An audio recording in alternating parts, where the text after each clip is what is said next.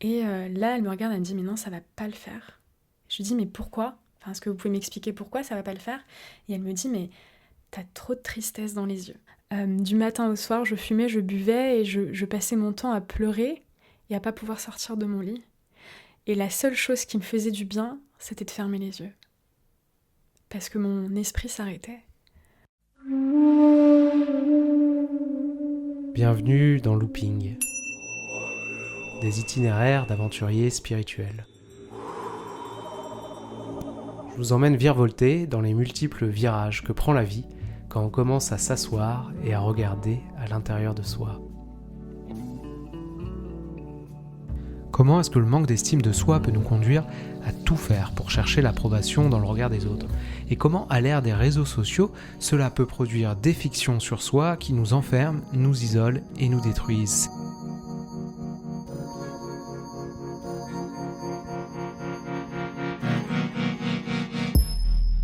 C'est ça que l'itinéraire de Léa évoque, les dangers de l'ego à l'époque d'Insta et de TikTok. Aujourd'hui, je vous livre un récit qui est plus long qu'à l'accoutumée, pas parce que mon invitée a vécu plus d'un siècle, non, bien au contraire, puisqu'elle n'a en fait pas encore 30 ans, mais parce qu'elle a emprunté la voie rapide de la vie, qu'elle a mené une existence intense, faite de drames et d'apothéoses, de cris de haine et de larmes de joie. Je trouve son récit fascinant car elle fait partie des nouvelles voix de conscience de sa génération, de cette génération qui a grandi en postant des stories de leurs dents de lait et qui aujourd'hui sont invités à trouver la paix intérieure dans un monde en plein bouleversement. Avant de commencer ce récit, je voulais vous livrer quelques précisions utiles. Il va être question à un moment du récit d'anorexie. Alors si ce sujet est traumatique pour vous, je vous invite à choisir en conscience s'il est juste pour vous de l'écouter ou non. Et autre chose, la méditation va arriver assez tardivement, alors ne soyez pas surprise, mais restez jusqu'au bout pour voir comment est-ce que tout cela va s'insinuer dans sa vie. Voilà, maintenant que vous êtes prévenus, on peut commencer. D'influenceuse et mannequin à résidente dans un centre bouddhiste, voici l'histoire de Léa.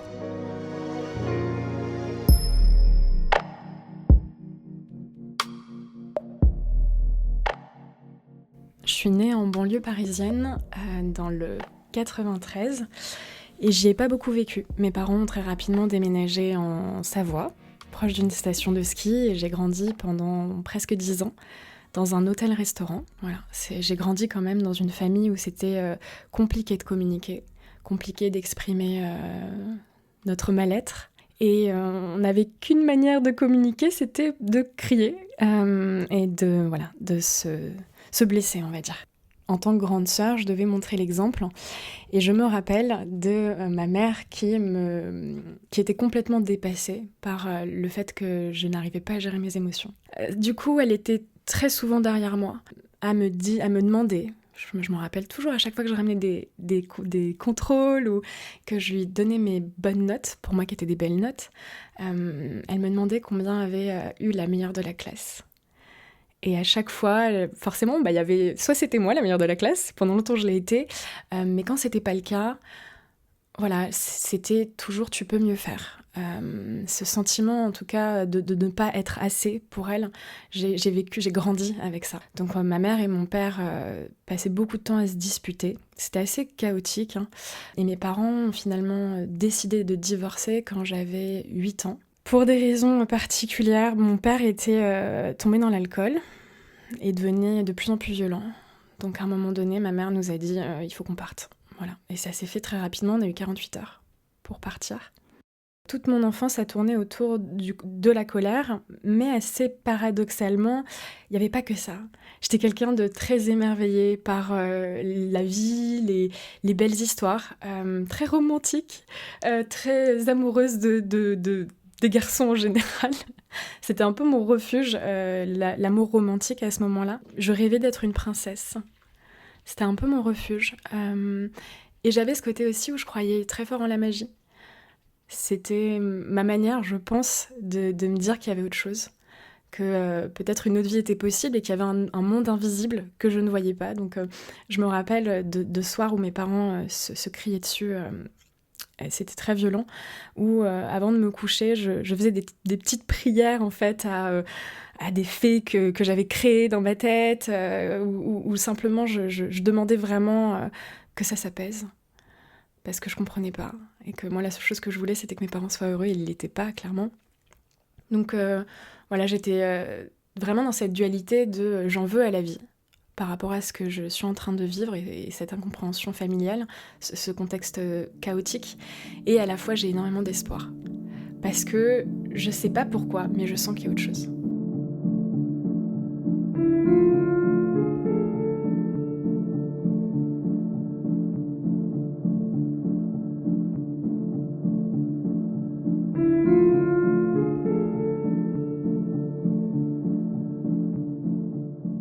Léa suit sa mère dans une nouvelle ville lorsque celle-ci rencontre un nouveau compagnon. Elle arrive donc dans un nouveau collège et là, ça ne va pas du tout bien se passer. Elle va connaître plusieurs épisodes de harcèlement scolaire. Ça commence assez jeune, j'ai 14 ans et une jeune femme dont je ne citerai pas le nom me déteste en fait, sans aucune raison. Je n'arrive pas à comprendre en fait. Elle me déteste, elle est dans ma classe et elle commence à me faire vivre la misère. Donc je vis mes premières expériences de harcèlement scolaire où je me fais suivre dans la cour, où on me planque mes affaires, me pique mes affaires, on me crache dessus par moments. Et je me rappelle d'un épisode où je suis au vestiaire. Donc à l'époque, je suis une jeune femme, donc j'étais pas encore épilée sous les bras, c'est débile, c'est un truc, ça m'a tellement marqué. Et du coup, pour aller faire du sport, je faisais attention de mettre des t-shirts pour pas lever mes bras, parce que j'étais pas à l'aise. Ce jour-là, en fait, elle m'attaque sur ça, devant tout le monde. Et je m'effondre, en fait, je vais au vestiaire, je suis très très mal. Et j'ai énormément de colère. Donc quand vient la fin du cours de sport, là je vais la voir dans le vestiaire et je lui explique que je ne comprends pas pourquoi elle est aussi mauvaise avec moi, je ne comprends pas pourquoi elle me bisute autant. Là elle me répond, elle me regarde droit dans les yeux et elle me dit mais c'est simplement parce que j'aime pas ta gueule. Et je me dis waouh, ok c'est hyper violent en fait, c'est hyper violent. Je découvre un autre groupe de personnes, c'est un peu les babos du collège. Ces gens qui sont très détendus, très, très sympas, mais aussi déjà dans le cannabis, en fait. Donc je suis en 3e et je me retrouve à sortir, à sécher les cours, en fait, pour aller avec eux et fumer des joints. Et à ce moment-là, je revis, c'est bizarre de dire ça, mais... les joints me permettent de canaliser mes émotions fortes. J'anesthésie ma colère, j'anesthésie mon sentiment d'injustice, j'anesthésie mon sentiment de ne pas être à ma place. Et je commence à me faire une place dans un groupe de personnes un peu bancales, finalement, tu vois, où on est tous paumés, on sait pas qui on sait pas ce qu'on va faire, mais on se retrouve pour fumer et ça nous soulage.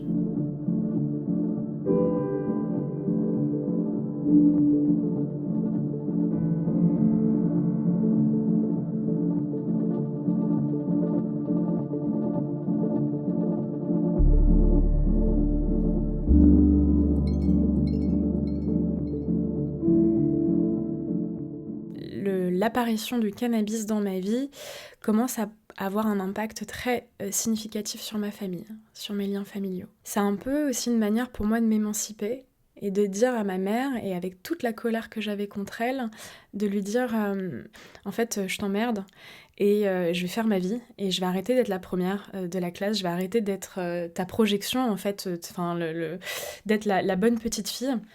Et c'est vraiment le début d'une consommation vraiment pas saine, où je me mets dans des états pitoyables. Moi, je suis dans un mensonge permanent. Il y a le mensonge qui est ma porte de sortie, où j'essaie de faire bonne figure, mais bon, mes notes, elles prennent un coup. Je passe beaucoup de temps à sécher. Et là, c'est un peu la guerre à la maison, quoi. Ma mère se transforme en stupe. Et elle me fait des perquisitions dans ma chambre où elle fouille tout, elle retrouve elle retrouve de l'herbe.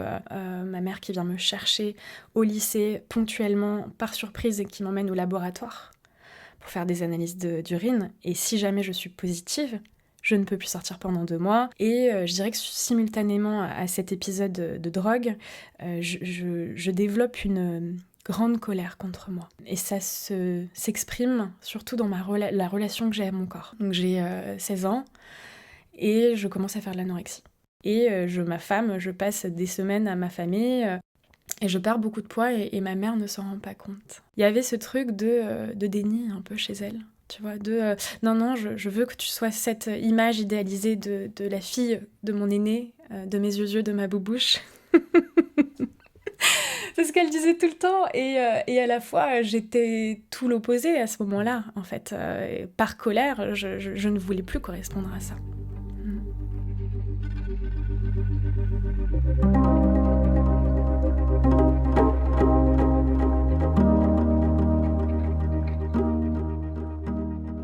C'est ainsi que Léa avance dans son adolescence, un peu perdue, et puis de plus en plus accro au bédo.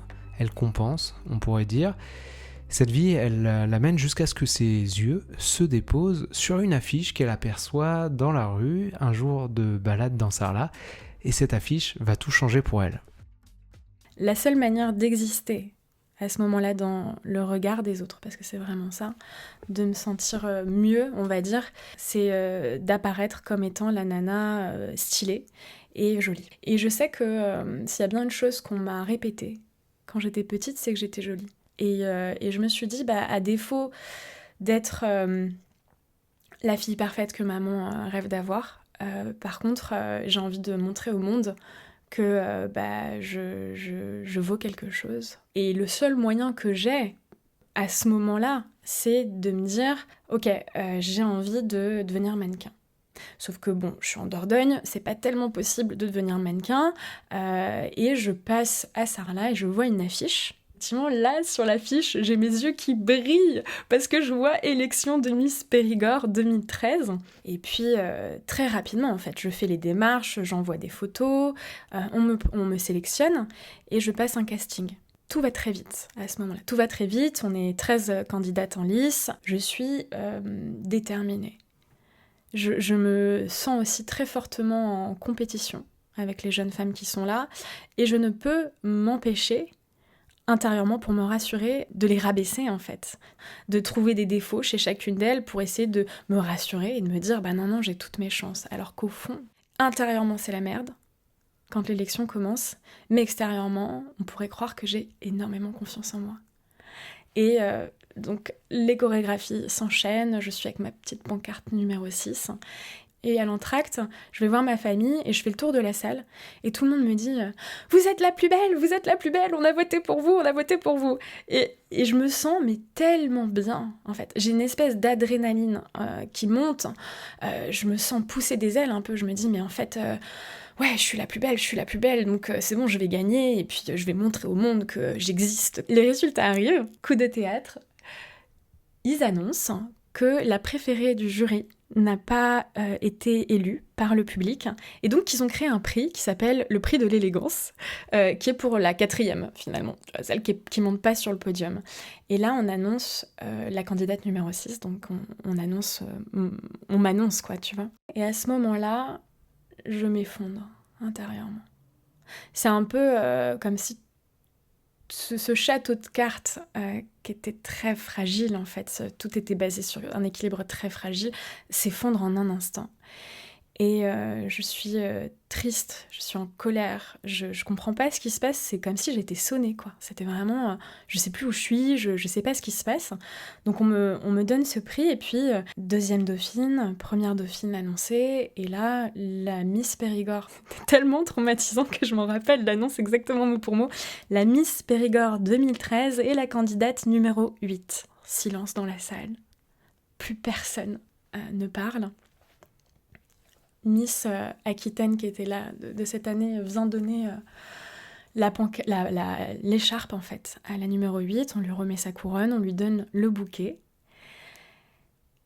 et au lieu qu'il y ait des applaudissements, les gens se lèvent et commencent à huer, le public pète un câble. Là, je ne comprends pas, même le jury est là, personne ne comprend ce qui se passe. Il y a quelqu'un qui part à l'arrière. Je m'en rappelle, il part à l'arrière et il revient 2 minutes après, donc quelqu'un du comité de Miss France, et qui reprend le micro et qui dit « Écoutez, il y a une erreur. La Miss Périgord 2013, on s'est trompé, c'est pas la numéro 8, c'est la numéro 6. » Et en fait, quand il n'y avait pas d'huissier, et quand la personne a noté le numéro, le 6, il a fait un 6, mais la boucle du 6 remontait légèrement, donc le 8 n'était pas fermé, mais il a cru que c'était un 8.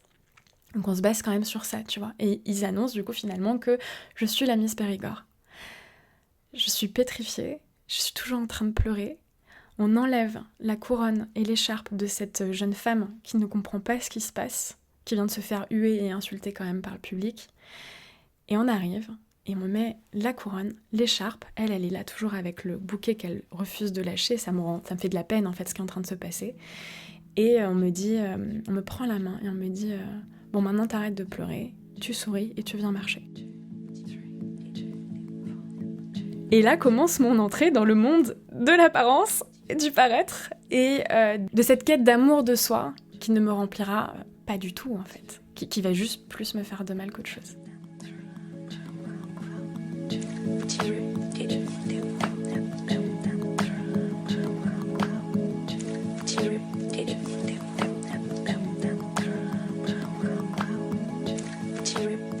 À la suite de l'élection de Miss Dordogne, Léa part faire ses études à Bordeaux, où elle devient étudiante en droit. Pourtant, elle passe le plus clair de son temps en boîte de nuit, bien qu'elle doive rentrer de temps en temps dans son département d'origine le week-end, car son statut de Miss Périgord lui impose de faire des représentations, ce qui lui plaît au début, mais très vite elle va se sentir mal à l'aise dans ce nouveau costume, un peu trop étriqué pour elle.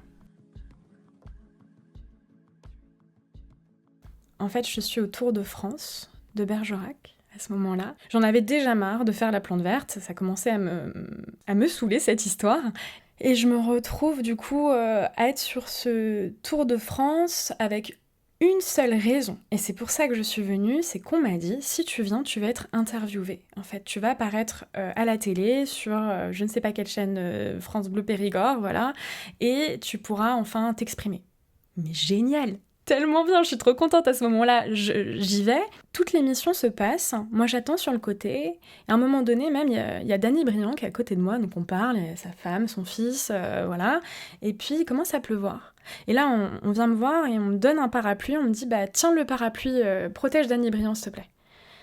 Et j'attends, 1 heure et demie, et là, il clôture l'émission. Et on ne m'a jamais invitée sur le plateau. Et je sens la colère, donc je repars à la gare, j'appelle la personne qui s'occupe de moi au niveau du comité Miss France et je lui dis simplement que je veux rendre ma couronne. Et là, elle me répond, écoute, ton élection a fait déjà trop de bruit, donc s'il te plaît, juste, tu gardes ta couronne pendant encore 3-4 mois, tu la rends et puis tu fais pas d'histoire, s'il te plaît, quoi. En fait, on arrête les histoires. Et à ce moment-là, je me dis, ok, les Miss, ça n'a pas marché. Je vais tout faire pour devenir mannequin. Je suis à Bordeaux, je sais qu'il y a des agences. C'est vraiment une occasion pour moi d'essayer autre chose. Je passe des castings très rapidement à Bordeaux et je me retrouve, ça m'a marqué, hein. Je me retrouve devant une femme d'une agence et là elle me regarde, elle me dit mais non ça va pas le faire. Je lui dis mais pourquoi ? Enfin, est-ce que vous pouvez m'expliquer pourquoi ça va pas le faire ? Et elle me dit mais t'as trop de tristesse dans les yeux. Et à ce moment-là c'est dur. C'est dur parce que je me dis... je suis éteinte, en fait. Il y a quelque chose en moi qui est éteint, je n'arrivais même pas à le voir. Et qu'est-ce que je peux faire contre ça ? Enfin, j'ai de la tristesse dans les yeux, super. Et il se trouve que, justement, en continuant de fréquenter des gens du milieu de la nuit, je tombe sur des étudiants dans des écoles de mode. Et ça commence comme ça. C'est-à-dire qu'ils me demandent de poser pour eux, pour leurs fringues, et de défiler, pour des petits défilés d'école. Je me prends au jeu, et je commence à beaucoup partager sur Facebook et à me prendre constamment en photo. Je deviens vraiment très forte pour me mettre en avant à travers des looks complètement fous, barrés, et ça crée une identité particulière. Et 1 an plus tard, après ce casting, il y a un mec de l'agence qui me rappelle et qui me dit « Est-ce que tu voudrais repasser à l'agence pour faire des Polaroids de nouveau ?» Et je me retrouve très rapidement à être mannequin dans l'agence qui m'avait refusé 1 an auparavant. Et ça commence par des petits contrats et ça se développe de plus en plus. Je comprends très vite que je peux pas défiler parce que je suis trop petite. Donc j'enchaîne les contrats, je fais des photos de banque d'images aussi le week-end pour mettre du beurre dans les épinards et puis continuer de sortir. Donc je me retrouve à faire le samedi 2 fois par mois des photos de banque d'images. C'est drôle, tu te mets dans des personnages différents, sur des thématiques différentes et je suis plutôt bien payée. Tout ça, finalement, ça alimente aussi ma vie de nuit, ma prise de drogue et mon achat de fringues. Au bout de 3 ans, il y a Instagram qui arrive dans mon quotidien. C'est vrai qu'à l'époque, moi j'étais plutôt Facebook et Instagram arrive et c'est un peu la nouvelle appli tendance où on peut poster des photos trop chouettes et exister autrement. Et je crée un compte et très rapidement, c'est très clair. Ce compte, c'est ma vitrine. Ce compte, c'est le moyen de me vendre au monde, en fait, et de montrer encore à plus de personnes que je suis une nana super, que je suis jolie et que j'ai du style. C'est vraiment juste ça, quoi.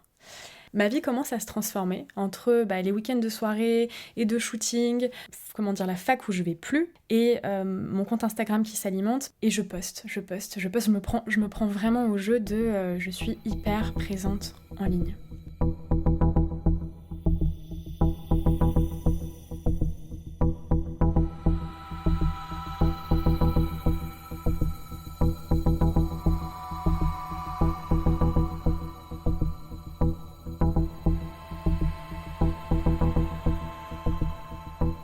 Après quelques temps en agence de mannequin et suite à ma prise de drogue régulière, je perds vraiment de plus en plus de poids et je me rends pas compte que ça devient très alarmant. L'événement qui me fait prendre conscience que je suis malade, parce que je le voyais pas, c'était les vacances au ski avec mes parents. En soirée, mes parents sont dans le chalet, je suis avec mes sœurs, on est en dehors et on boit un peu trop. Je bois un peu trop. Et je me retrouve dans une situation assez malaisante avec un garçon. Je m'enfuis de là et je me casse la figure complètement bourrée sur la neige. Je ne sais plus où j'habite, je ne sais plus où sont mes parents. La police me ramène. Ce soir-là, moi je m'en rappelle pas, mais ma mère me l'a rappelé le lendemain. Donc ça a été très dur, mais ce soir-là, j'ai tellement de colère, je suis tellement bourrée que je rentre. Et je crie toute ma haine à ma famille. Tel un démon, il y avait un démon dans mon corps en fait, c'est le démon de la colère qui me transforme, qui fait dire les pires choses. Et je me réveille le lendemain matin, j'ai les yeux explosés de sang, parce que je suis tombée dans la neige. Et j'ai ma mère qui me dit « enfin t'es levée, je vais te montrer ce que tu nous as fait hier soir ». Et ma mère a toujours eu cette fâcheuse tendance, dans les moments où elle me retrouvait dans des sales états, de me prendre en vidéo. J'ai vu cette vidéo et encore avec un excès de colère, je suis partie dans la salle de bain. Je me suis enfermée et elle est venue me parler, on a apaisé la situation et j'ai commencé à me doucher. Et là, elle est revenue en fait dans la salle de bain. C'est très fort ce qui se passe. Elle me regarde, donc je suis toute nue en train de me doucher et elle s'effondre en larmes. Mais vraiment, elle me dit, mais qu'est-ce que j'ai loupé ? Comment j'ai pu passer à côté de ça ? Comment j'ai pas pu voir que t'étais malade ? On dirait que tu sors d'Auschwitz, ma fille. Et c'est vrai que je crois que je pesais, à cette époque, je devais peser 45 kilos pour 1m70. Donc j'étais très maigre, très très maigre. Et s'ensuit très rapidement une hospitalisation dans un hôpital pour anorexique à Bordeaux. Et ça dure quand même 1 mois et demi, où je réapprivoise l'alimentation. Et je me retrouve à vouloir partir. Ils appellent ma mère, et elle me menace. Encore une fois, elle me dit, si tu pars de l'hôpital, en fait, tu n'es plus ma fille. Tu te débrouilles pour payer tes études, et je veux plus entendre parler de toi. Et ça, c'est un tournant très important dans ma vie, parce que je suis en train de réaliser qu'il y a une emprise qui est réelle. Très énervée, je lui réponds, mais en fait, je me casse et je veux plus entendre parler de toi. Et là, il y a une séparation. Il y a une séparation qui se fait avec ma mère, avec toute ma famille, et je décide progressivement de plus les voir, de récupérer des sous que j'avais de côté, de plus les voir.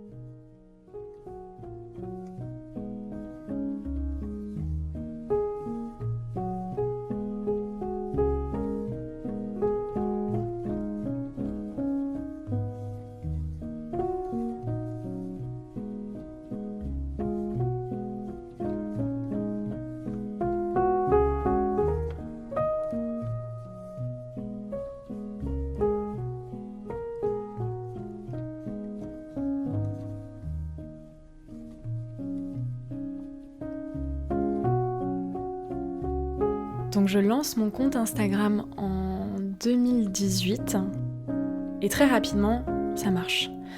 Je me prends au jeu de l'algorithme. Je suis cette jolie jeune femme parisienne qui pose dans des cadres haussmanniens très très beaux. Et c'est vrai que je suis très étonnée parce que je m'y attends pas du tout, mais mon compte gagne en abonnés très très rapidement. Et simultanément, forcément j'ai des marques qui commencent à me contacter. Et ça, c'était un peu mon rêve. Ce que je réalise pas à ce moment-là, c'est que ma vie commence à tourner qu'autour de ça. Je ne pense que à Instagram. Je me lève, je pense à Instagram. Je me couche, je pense à Instagram. Je regarde constamment mes stats. Je deviens très addicte en fait à cette plateforme parce qu'à chaque fois que je poste une photo et que ça marche, c'est-à-dire quasiment tout le temps, j'ai un shot intérieur. Je me sens être la reine du monde. Je me sens être valable, enfin reconnue pour ce que je suis.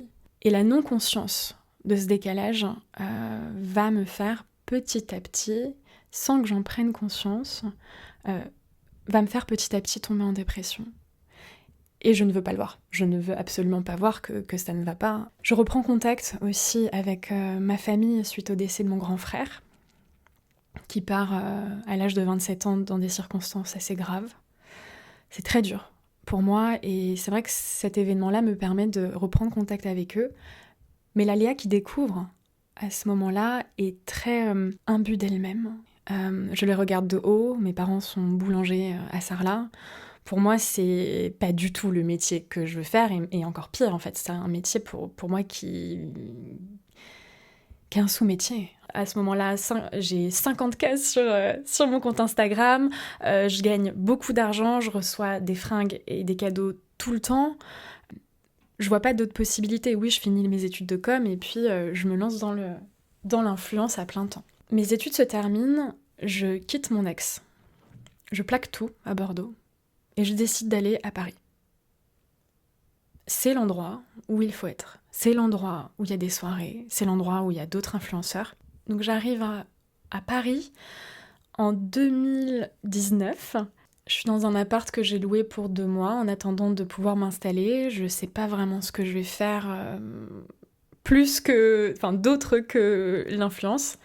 Et je rencontre un homme à ce moment-là dans le milieu parisien qui a beaucoup d'influence, mais pas un influenceur. Quelqu'un qui a beaucoup de contacts et qui est en fait un réalisateur. Et je tombe très rapidement sous l'emprise de cet homme.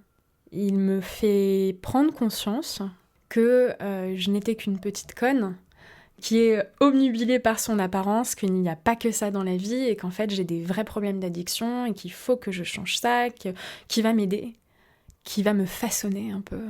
Et je me rends pas compte de ce qui se passe, donc je vais vivre chez lui, ma mère trouve ça bizarre, et là il y a le Covid qui est annoncé. J'habite chez cet homme, ça commence à dégénérer. Je sens qu'il est violent verbalement, violent physiquement, mais je suis aussi très dépendante de lui.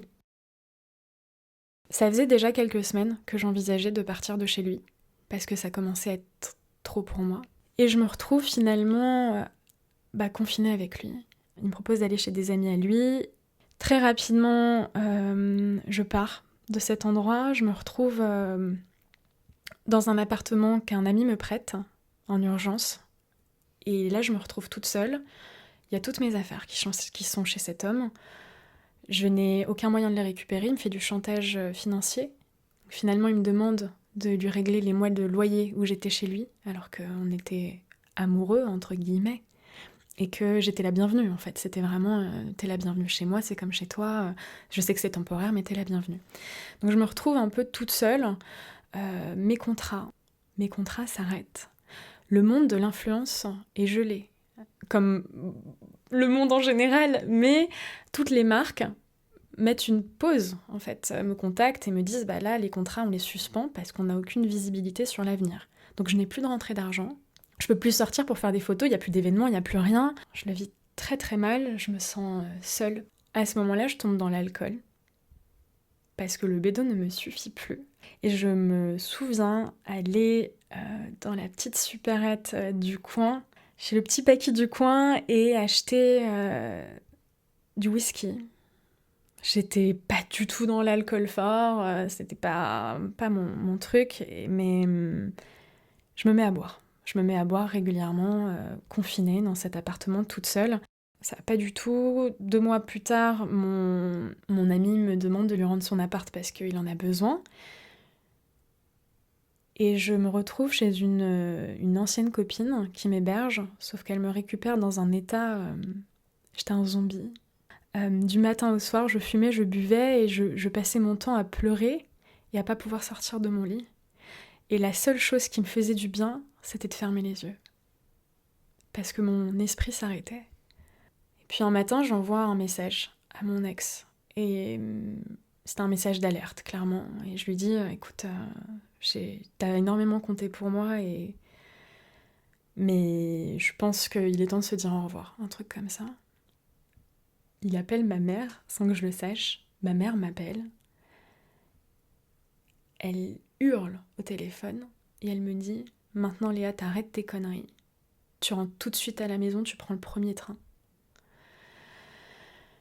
C'est pas du soulagement que je ressens, c'est beaucoup de peur. De rentrer chez mes parents, d'être dans cet état complètement de perdition totale et de me retrouver en fait dans une famille que j'ai rejetée depuis tant d'années, c'est très dur. Mais je prends le train et je pars chez eux.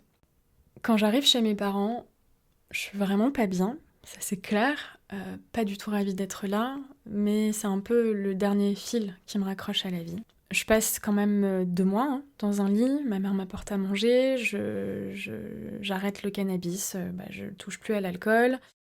J'arrive pas à me lever, je grossis énormément, je déteste mon corps encore plus. Simultanément, j'arrête mon compte Instagram. Et c'est un peu comme s'il y avait une partie de moi qui mourait. Je n'ai plus la force. Je fais un dernier post et je décide d'arrêter. C'est un peu comme si ce rêve de gamine s'éloignait petit à petit. Je vois les autres nanas en ligne qui continuent de vivre leur vie et moi j'existe plus.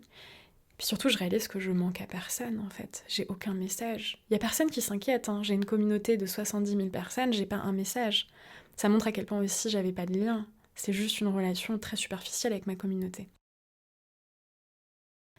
Et donc ma mère, après 2 mois au lit, vient me voir et me dit ça serait peut-être bien que tu bosses à la boulangerie. Je me retrouve à bosser là-bas, c'est super dur. Mais je me dis je le fais pour l'argent, parce que là si j'ai qu'une envie c'est de partir.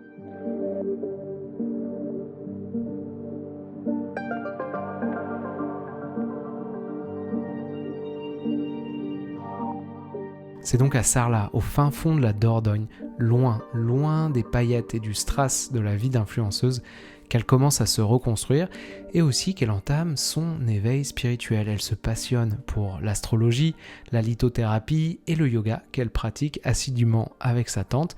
Mais le véritable point de départ, le déclic de sa renaissance, c'est quand elle décidera de commencer à se confronter à elle-même, sans phare ni maquillage, dans le dénuement le plus total qu'impose la marche à pied.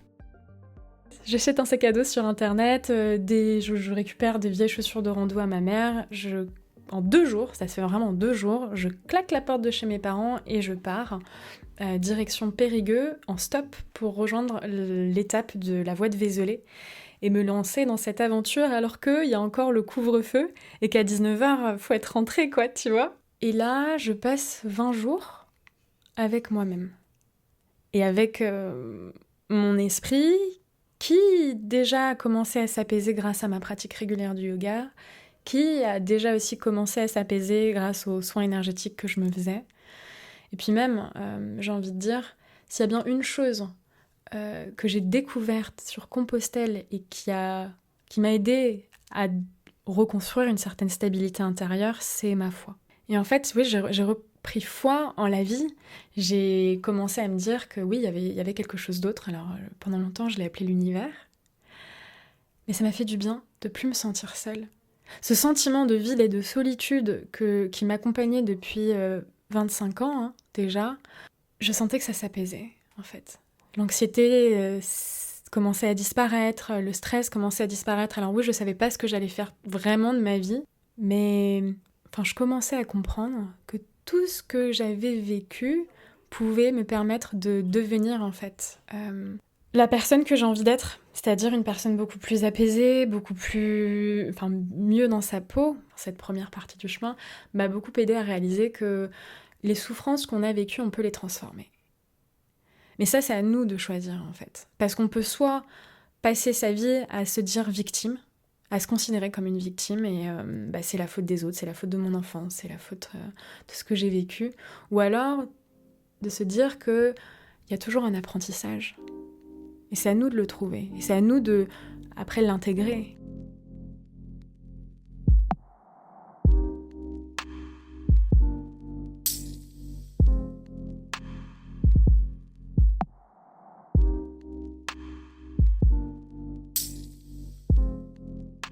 Très rapidement, l'idée de devenir prof de yoga revient. J'avais des sous de côté grâce à la boulangerie et je décide de partir à Bali. Je trouve une formation super cool, je me dis ok c'est l'occasion, 3 semaines à Bali, je vais apprendre à enseigner et puis on verra bien ce que ça donne en rentrant. Bali c'est aussi mon premier voyage seul.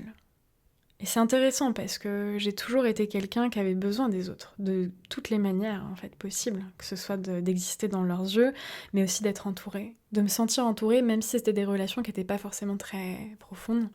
Et je me retrouve dans cet ashram avec 20 autres personnes du monde entier et pour faire ce 200 heures de yoga, ça se passe super bien, je m'éclate, mais c'est vraiment, je revis quoi, c'est tout un autre monde.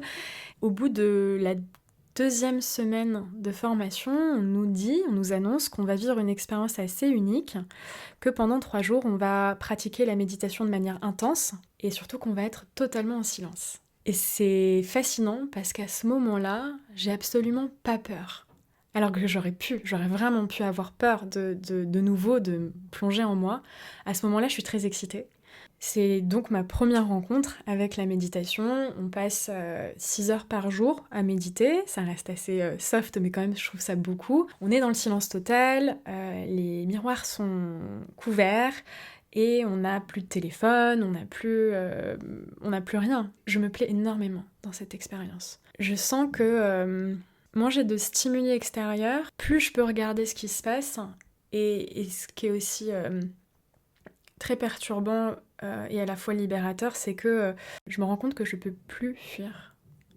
Je suis là pendant des heures, assise, avec moi-même, avec mon esprit. J'apprends à observer mes pensées sans me sentir submergée par elles. Et c'est très libérateur, en fait, de voir que j'ai la possibilité de créer cet espace et de pas croire et de pas suivre tout ce qui m'apparaît à droite et à gauche. Là, j'ai un coup de cœur. Je me dis, ok, j'adore le yoga, mais j'aime beaucoup la méditation. Et je pense que je peux aller très très loin grâce à ça.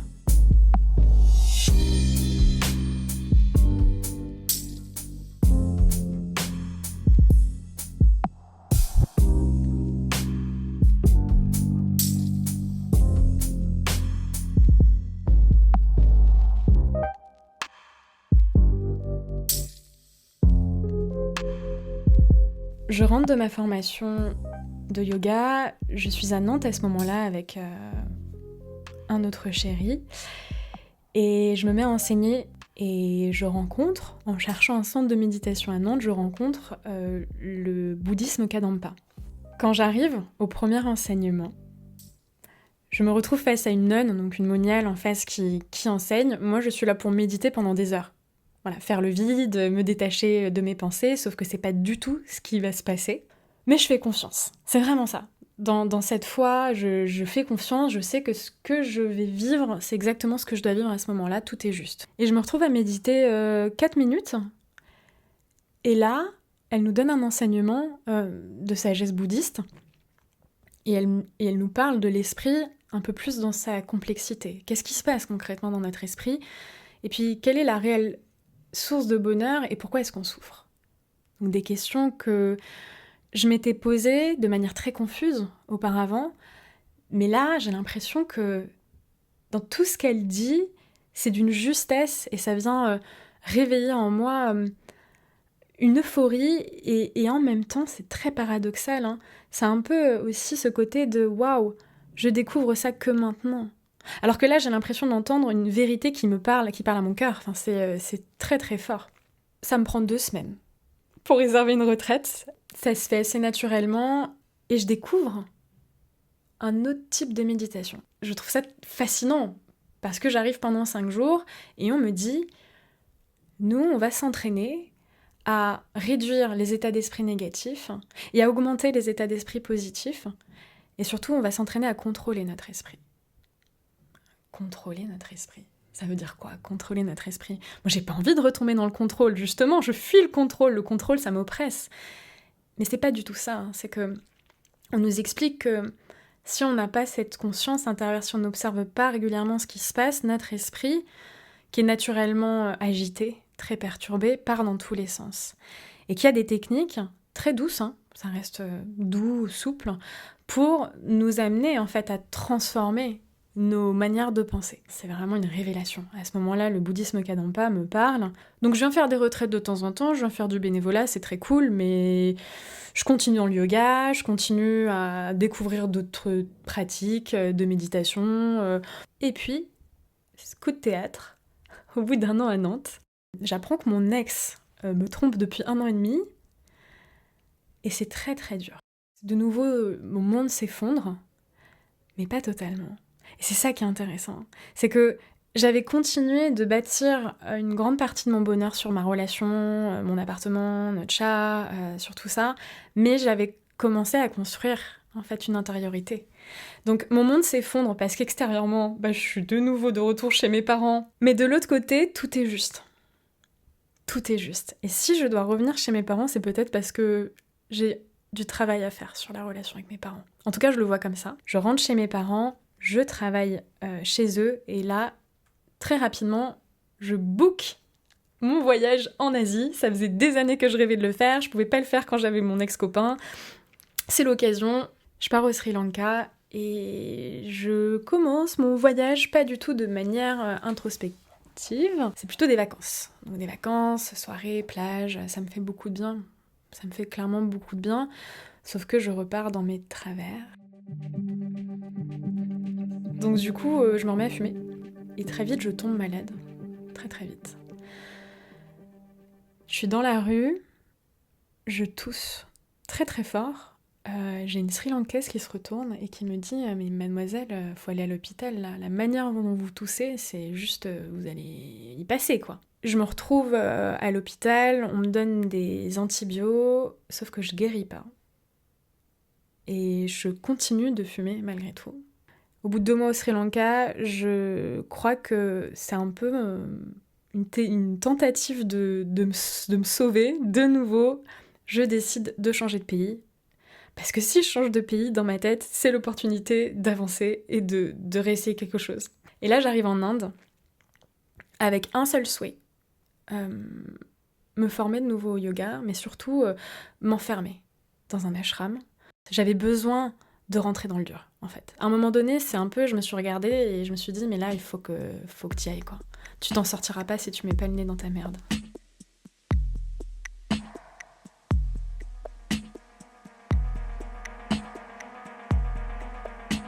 Il est temps d'aller vraiment toucher ce qui te fait du mal en toi. Donc là, l'expérience est très intense, mais là, c'est vrai que je me découvre une espèce de passion pour aller explorer mes ombres, en tout cas les côtés très, très noirs de mon esprit. Et je suis sortie de cet ashram avec qu'une seule envie, c'est de prolonger en fait cette expérience intérieure. Je continue la méditation de manière plus intense, tout en ayant ce petit truc intérieur où je me dis, j'adore la pleine conscience, mais il me manque quelque chose. Je vais pas passer ma vie dans le moment présent, genre, c'est bien, c'est cool, c'est vrai que c'est chouette quand t'as passé ta vie à être dans le passé, dans le futur, le présent, c'est bien, mais je pense qu'il y a quelque chose d'autre à faire avec notre esprit et j'ai envie de creuser, quoi.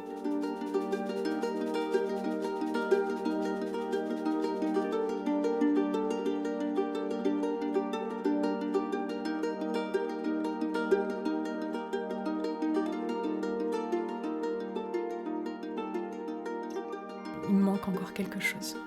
Et j'arrive pas à trouver ce quelque chose dans la méditation yogique. On a des méditations où on va travailler notre concentration, on va essayer de s'éloigner de nos sens, en fait, couper les portes sensorielles. Mais à un moment donné, comment on fait, quoi? On parle de samadhi, on parle de nirvana, ça me fascine. Ça fait beaucoup de sens en moi de me dire, ma vie, si je peux aller sur ce chemin d'éveil, j'ai besoin de clés. J'ai besoin d'une voie très claire, en fait, étape par étape. Et dans le yoga, arrivé à un certain stade, on n'a plus d'explication. Pour en revenir à cette maladie qui s'était déclarée au Sri Lanka, en Inde, je suis toujours très malade. Dans l'ashram, j'arrête de fumer, donc ça m'aide à me sentir mieux. En sortant, je retousse. Je vais à l'hôpital près de Bombay, on me donne des antibiotiques, ça ne marche pas. En Thaïlande, je continue de tousser, et en fait, c'est intéressant parce que je m'habitue à cette souffrance du corps. Je m'habitue à ces quintes de toux qui m'empêchent de respirer. Ce qu'il faut savoir, c'est que j'ai pas guéri durant ce voyage. J'ai toujours été malade. Je toussais, et j'arrivais pas à guérir, j'ai enchaîné les hôpitaux, on trouvait pas ce que j'avais, on me donnait des médicaments, des antibiotiques tout le temps. Ça allait pas mieux. Et quelques jours avant de partir, j'ai une douleur lancinante au niveau de la poitrine. Et je comprends pas ce qui se passe. Il n'y a pas de médecin disponible. Je vais voir un pharmacien thaïlandais. Et il me dit, vous avez sûrement un décollement de la plèvre. Là, par rapport au fait que vous repartez dans 2 jours, faut pas prendre l'avion, mademoiselle. Je dis, comment ça, faut pas prendre l'avion? Il me dit, si vous êtes en vol, vous avez le poumon qui est décollé, vous pouvez mourir. À ce moment-là, j'ai pas de thunes. J'ai pas non plus encore les meilleurs liens avec mes parents, et puis surtout, je n'ose pas demander. Donc, je décide quand même de prendre l'avion, malgré ce potentiel décollement des poumons. Et s'ensuit surtout les 48 heures les plus difficiles, je dirais presque, de ma vie, parce que dans ma tête, je vais mourir. J'ai tellement mal. Chaque respiration me rappelle mon addiction à la cigarette et au joint. Je me dis aussi que tout est juste. Et je pense que ça m'aide à accepter. Ce qui est beau, c'est qu'avant de prendre l'avion, j'ai jeté mon paquet de clopes, j'ai jeté mon briquet et je me suis fait la promesse. Je me suis dit, plus jamais, t'arrêtes de te faire du mal. T'arrêtes de te faire du mal, en fait. Et là, juste, t'as le droit de vivre. Et je pense que ça a réveillé quelque chose en moi qui m'a profondément touchée quand l'avion est atterri, parce que j'ai ressenti énormément d'amour. Et je crois que c'était la première fois. C'est la première fois que, d'un coup, dans mon cœur, j'avais comme une vraie joie de vivre, comme un sentiment d'être proche de tous les gens autour de moi. Presque, c'était un peu comme une petite épiphanie, tu vois. J'aurais pu avoir la lumière sur ma tête avec le ah. Ça aurait été ça, quoi. Je me suis dit, là, ma vie est en train de prendre un autre tournant et c'est parti, en fait. Si j'ai un mot qui m'est venu à l'esprit, c'est l'amour. Je rentre chez mes parents, je travaille, je repars sur Compostelle pour terminer le chemin, faire toute la partie espagnole. L'amour est le maître mot de ce chemin, mais ce n'est pas que l'amour pour moi. Je réalise qu'en fait l'amour est quelque chose de beaucoup plus grand et qui englobe tous les êtres autour de moi. Je vois dans chaque pèlerin un bout de moi. Et je commence à ressentir beaucoup de compassion et beaucoup d'amour inconditionnel. Je suis en train d'expérimenter dans ce chemin l'expérience intérieure de l'amour inconditionnel. Et c'est profondément apaisant. C'est, je dirais presque addictif, mais dans le bon sens, en fait. Vraiment, l'amour guérit tout pour moi. Sur ce chemin, je me rends compte que s'il y a bien une chose, un ingrédient qu'on devrait tous avoir beaucoup plus dans notre esprit et dans notre cœur, c'est de l'amour. Parce que ça nous aide à avancer. Quoi qu'il arrive, ça nous aide à comprendre les autres, ça nous rapproche.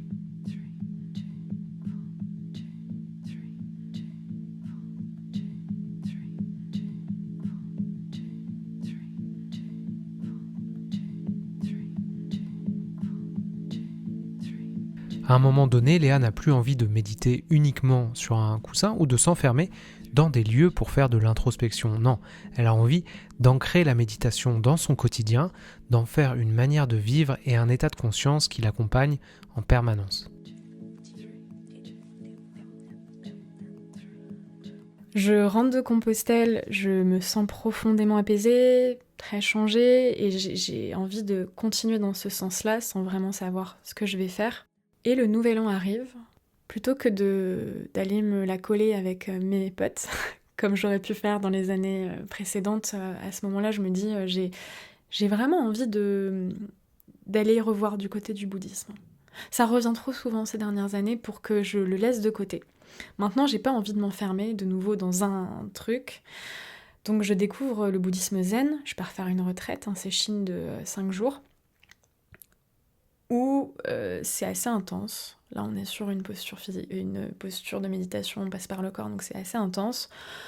Je perds un peu mes repères, je sais pas trop ce qu'il faut faire avec mon esprit, mais bon, je lâche prise. Puis surtout, encore une fois, c'est difficile comme expérience, mais j'aime beaucoup ça. Je sens que ces sorties de zone de confort m'aident tellement à avancer. Et le 31 décembre 2024, je vis une expérience méditative assez particulière. Je suis assise sur mon coussin, j'ai le mur en face de moi qui disparaît comme s'il s'effondrait, enfin c'est bizarre en fait, et je ne vois plus mon corps, et puis là je perds la sensation du temps, de l'espace, de qui je suis. Je comprends après coup que je suis dans un état de conscience modifié. Et je sais pas trop ce qui m'arrive, je me sens juste bien, mais il n'y a même pas de Léa en fait pour qu'il se sente bien, c'est juste comme si j'étais dans une réalité parallèle, un monde parallèle, c'est super bizarre ce qui se passe, mais je me sens bien. Et quand je sors de ça, je suis prise de panique, c'est un peu comme si la Léa réapparaissait, et je me dis que j'ai pas du tout envie d'aller dans un hôpital psychiatrique à ce moment-là, et que je sais pas à qui en parler. Que c'est très bizarre ce que je viens de vivre, donc ça met du temps à s'intégrer. Et je repense au centre de méditation Kadampa, dans lequel j'avais fait des retraites et du bénévolat quelques années auparavant, enfin, dans les années d'avant où je revenais souvent. Et je me dis, je crois que je vais pas rester chez mes parents. Je sais pas ce que je veux vraiment faire de ma vie actuellement, mais je vais retourner là-bas. Et ça va être un cadre qui me permettra en tout cas d'approfondir ma pratique de la méditation, d'être entourée de gens avec qui je peux parler de toutes ces expériences. Je décide de mettre en application le choix que j'avais pris à la fin de Compostelle, c'est de mettre ma vie au service des autres. C'est pour moi une forme d'expression de l'amour inconditionnel. Et c'est ça qui est très beau, c'est qu'on part d'une Léa qui cherchait à combler un vide par des choses extérieures, et forcément, on se plante. Quand on essaye de régler une problématique intérieure avec quelque chose d'extérieur, ça marchera pas, ça n'a pas de sens. À une Léa qui, petit à petit, a nourri, en fait. Cette chose à l'intérieur, ce manque, mais non pas que par des états d'esprit d'amour pour elle, mais qui nourrit ça par rapport aux autres aussi. Comme une guerrière, on va dire, mais qui était plus en guerre contre elle-même, qui était plus en guerre contre le monde, mais c'était plutôt je vais avancer parce que je sais que tout ça fera sens à un moment donné, même si je n'ai pas conscience aujourd'hui de pourquoi, je sais que ça fera sens.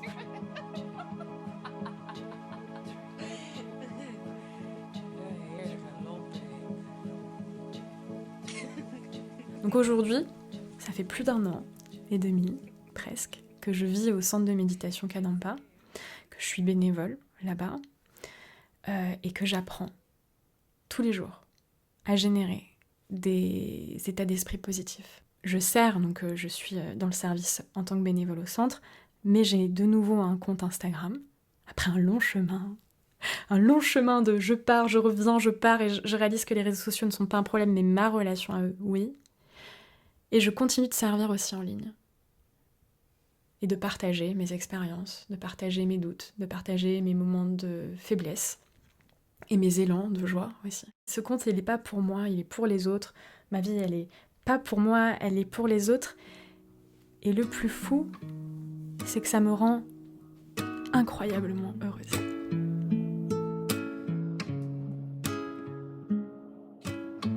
Look back, I feel so thankful. Look straight forward, feel my vision alive. Look up, feel the power. Look inside, feel so calm.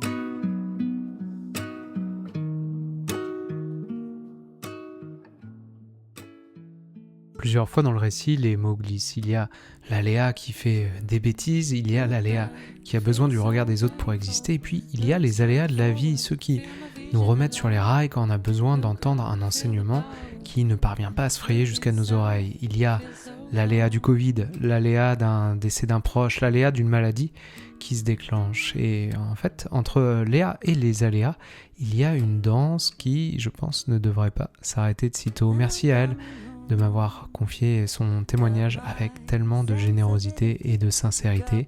Si vous avez connecté avec son histoire, vous pouvez suivre son compte Instagram qui s'appelle Éveille-toi mon chou, où elle raconte notamment son quotidien dans le centre de méditation où elle vit.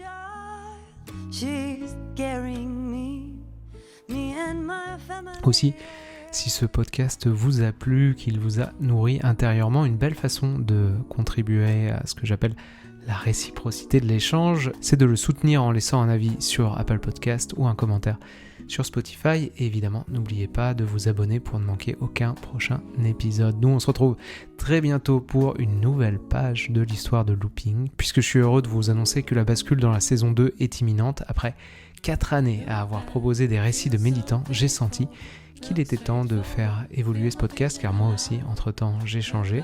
Je vous en dis plus prochainement, et à la rentrée, Looping reviendra avec une nouvelle identité sonore, une nouvelle identité visuelle, et aussi avec de nouvelles thématiques. En particulier, on va parler davantage des médecines ancestrales et des plantes maîtresses. Mais tout ça, ça sera pour une prochaine fois. D'ici là, passez un bel été, et si vous croisez la sagesse qui fait l'influenceuse sur la plage, n'hésitez pas à lui tenir sa perche à selfie. Elle vous remerciera auprès de sa commu. À bientôt les amis. Ciao. Bye bye. Got my sensibility, got my responsibility to my society, and I'm coming home.